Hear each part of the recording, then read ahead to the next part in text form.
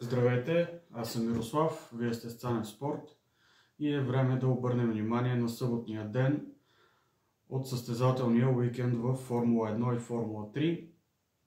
Това, което се случи в Формула 3, общо взето няма кой знае колко да се коментира и какво да се коментира.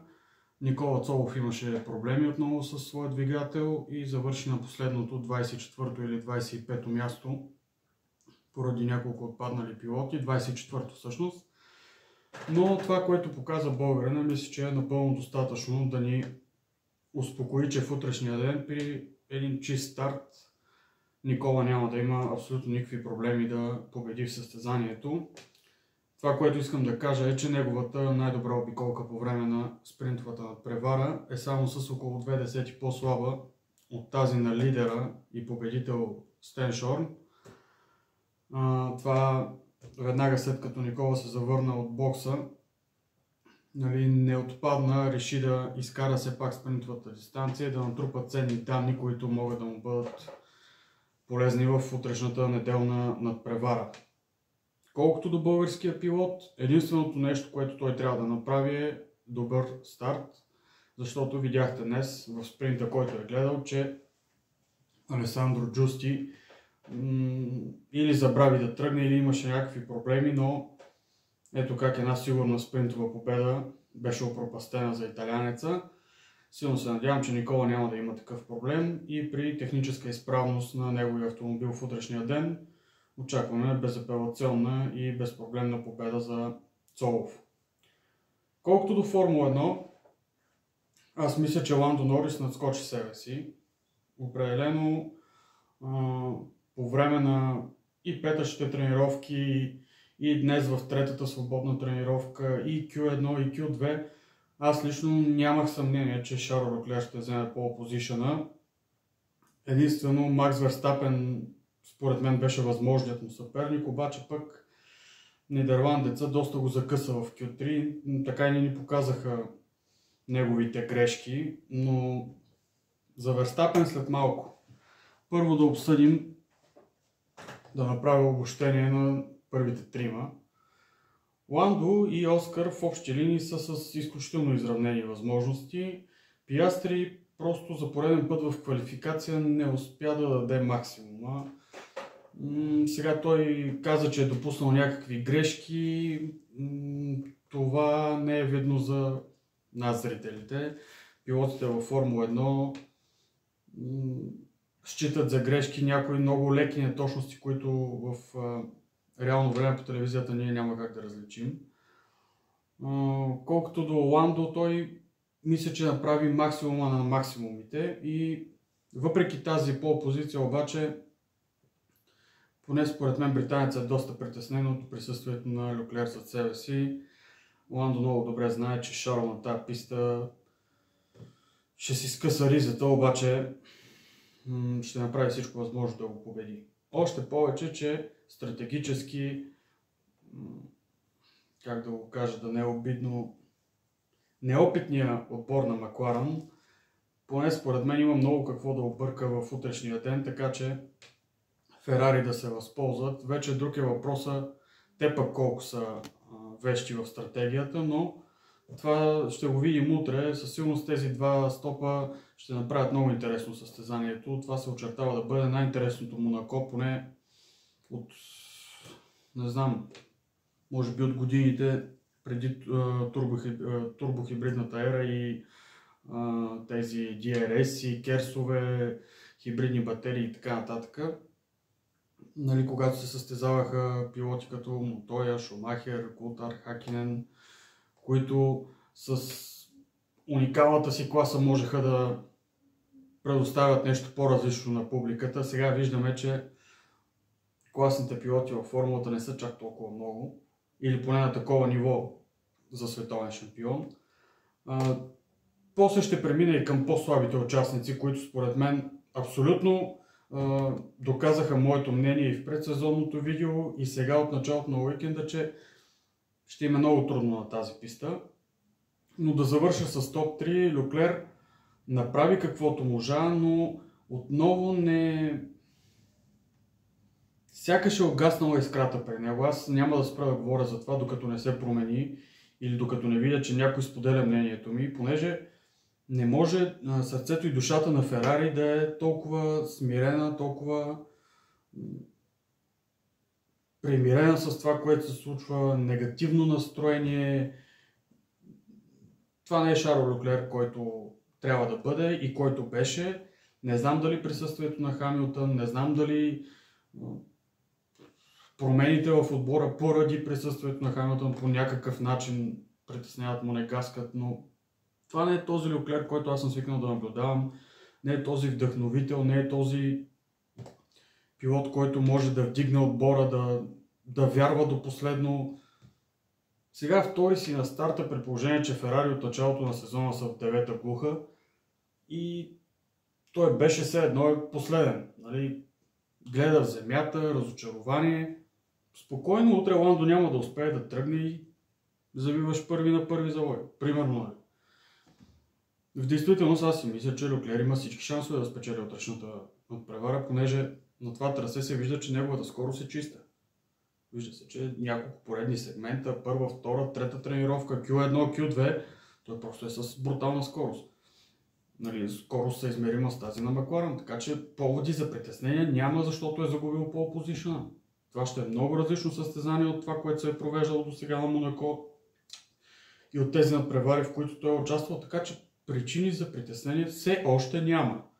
Утре, когато Ферари вече трябва да се разгърнат стратегически, нали, почваме да се молим, обаче скоростта е на лице, Шарл е изключително добър пилот, това трасе го познава като петте си пръста, така че перспективата за победа на Ферари утре е много голяма. Но прогнозите после.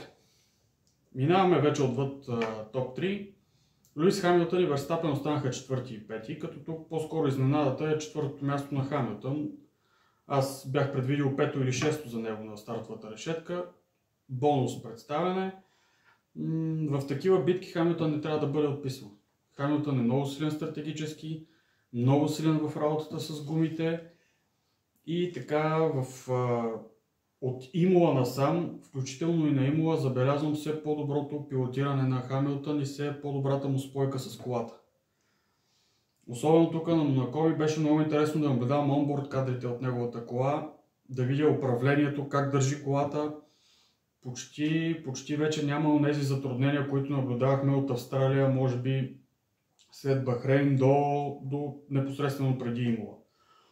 С рейс инженера си вече почти си говорят на добро ниво, което също е много важно, така че аз мисля, че до 5-то място, т.е. и Пиастри, и Хамилтън, и Верстапен могат да се намесят в борбата за победата. Още повече, че на Монако пресичащата стратегия може да бъде много силна, прехвърлящата също може да бъде много силна при непредвидени обстоятелства, сейфти кар или червен флаг, така че страхотно интересно състезание ни очаква, аз съм убеден. И нещо, което никой не забеляза, поне според мен, или не се акцентира на това, е, че в трите квалификационни сесии, Q1, Q2 и Q3, Макс Верстапен завъртя едва 21 обиколки. Нали, тук летящите обиколки са драстично по-малко, но за разлика от своите съперници, той има 6, 7, 8 тура по-малко. Забележете, Хамилтън е с 28, Оскар Пиастри е с 29, Леклер 27, Норис 27, което на мен ми говори, че Макс търси стратегическо предимство за състезанието. Спестил е някой друг комплект гуми, спестил е от живота на някой друг комплект гуми и като нищо Верстапен може да се окаже в фокуса на събитията в утрешния ден. По-назад Исак Хаджар и Лиам Лоусън влязоха в топ 10, съответно 6 и 9. Две от трите коли на Racing Bull. Казвам две от трите на Racing Bull, тъй като Юки Цунода изглежда сякаш е по-слаб техен съотборник с втората кола на Red Bull. Това е тема, която ми се иска да обсъдя с някой събеседник, защо така се получава, че който отиде в Red Bull автоматично става по-слаб и от двете коли на Racing Bull. Нали, аз имам своето мнение, но като диалог мисля, че ще бъде доста по-интересно. Естебан Окон, това, което казах за него на Имола, той го направи тук в Монако, 8 място с не лошия болид на Хаас, но като цяло пилотирането на Естебан беше много добро, беше много щастлив.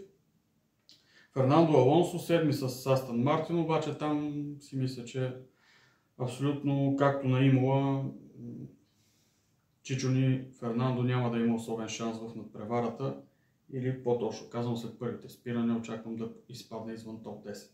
Топ 10 се затваря от Уилямс, Алекс Албан, 11 пък Карлос Сайнц.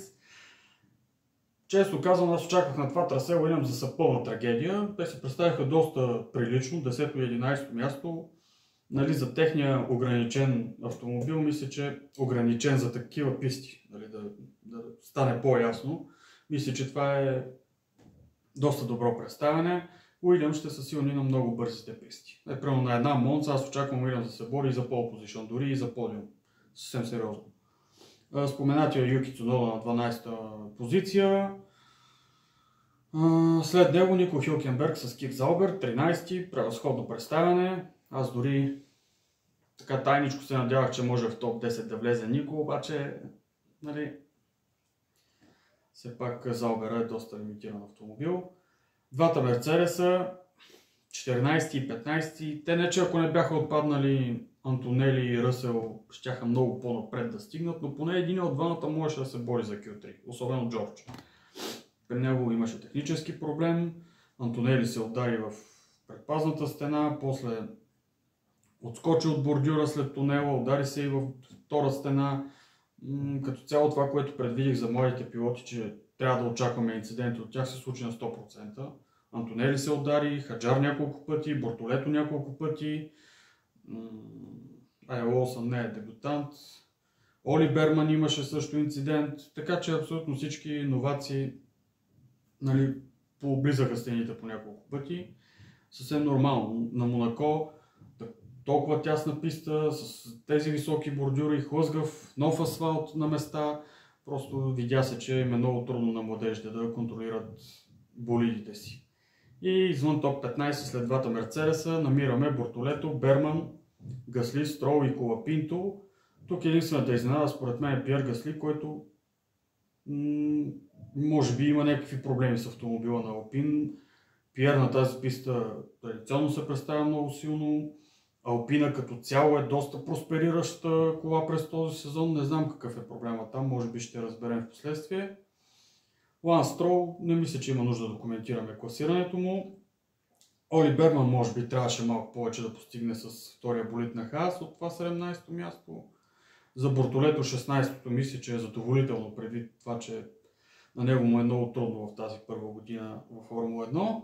И Франко Колапинто, човека, който от първото състезание на Джак Дуан се гласеше да го сменя, нали, колко по-добър бил, как може той да е резервен пилот, Джак Дуан да е титулярен и там всичките глупости на Бриаторе и неговите съветници или там шефовете в отбора на Алпин. Ето виждате второ поредно състезание, Франко Колапинто, твърдо последен, няма квалификация, няма тренировка, няма състезание. Човека буквално не е в час с Формула 1. И този човек замени Джак Дуан, който тък му беше почнал да свиква с автомобила на Алпин, тък му беше почнал да навлиза в ритъм, въпреки бруталното напрежение и натиск върху него. Но това е Формула 1, не винаги най-качествените и най-умелите пилоти заемат местата, титулярните места в отборите. Минах така през стартовата решетка. Това е в общи линии като обобщение на това, което се случи. Нали, това видео ще е малко по-дълго, понеже самата надпревара ще е много по-различно от това, което сме гледали до сега. Да се върна на Макс. Според мен Макс Верстапен с това пестене на гуми и с определено не беше това максимум в квалификационно темпо. Според мен той със сигурност има стратегически замисъл за утрешния ден. Много е нетипично Макс да не рискува в квалификация. Нали, пак казвам, не ни показаха нито една от неговите бързи обиколки или някаква част от неговите бързи обиколки, за да разберем реално дали има проблеми. Не се чуи нищо по радиото, но аз си мисля, че Red Bull, така като един от отборите, който е най-силен тактически, далеч не трябва да се подценява в утрешния ден и Макс като нищо може да влезе в борбата за победата. Това е в общи линии за Формула 1. Аз ще прогнозирам победа на Шарло Леклер и двоен подиум за Ферари. Трудно ми е да повярвам, че Хамилтън ще се пребори с двата Макларена, но поне с единия очаквам да го стори. Очаквам това да е Ландо Норис, Оскар Пиастри да е втори на подиума. Макс непосредствено зад първите трима и евентуално пред Ландо Норис. Да, очаквам срив за Ландо Норис в утрешното състезание, колкото и да изглежда просто контролирането на преварата в Монако. Аз си мисля, че британецът в типичния си стил ще се срине и петото място го виждам като таван за него. По-назад, пилотите, които биха допълнили точките, според мен няма да са много различни от тези, които се класираха на стартовата решетка в топ 10, но аз лично бих заменил Фернандо Алонсо и Лиам Лоусън в топ 10 с пилотите на Уилямс. Всъщност с Карлос Сайнц и може би Джош Ръсъл. Кими Антонели едва ли ще успее толкова много да просперира. Виждаше се през целия уикенд, че млади италянец трудно контролира колата, така и не намират добрите механични настройки, добрата спойка с пистата, така че Антонели ще остане без точки дори да завърши над преварата. Така, прогнозата ми е победа за Леклер, втори Пиастри, трети Хамилтън и под подиума Макс Верстапен и Ландо Норис. Това е всичко. Ще се видим след надпреварите на Никола Цолов и тази във Формула 1. Вероятно в понеделничния ден, ако има време и още утре след състезанията ще запиша едно видео да обобщя и анализирам това, което се е случило. Чао за сега!